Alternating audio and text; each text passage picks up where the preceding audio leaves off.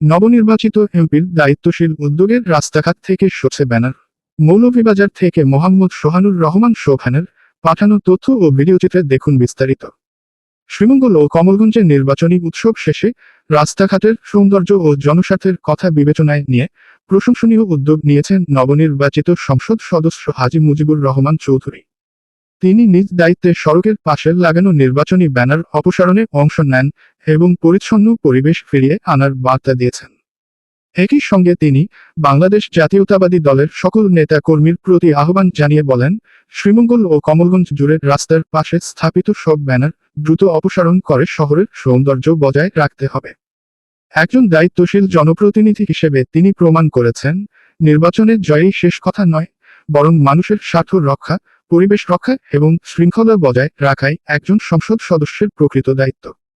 তার এই উদ্যোগ শুধু রাজনৈতিক শালীনতার উদাহরণ নয়, বরং ভবিষ্যতের জন্য সচেতন নাগরিক আচরণেরও অনুপ্রেরণা হয়ে থাকবে।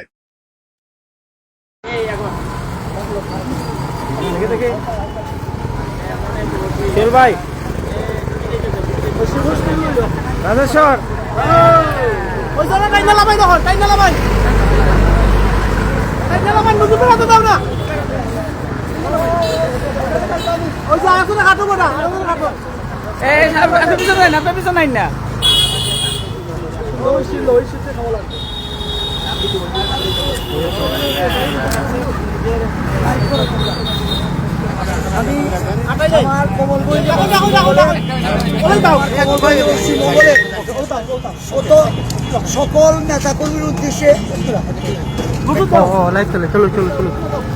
এই কথাটাই সুন্দর।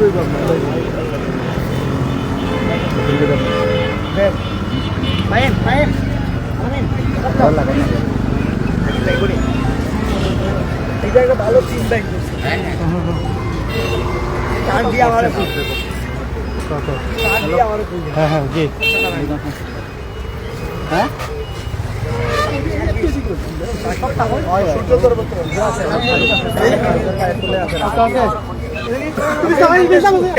শুরু করলে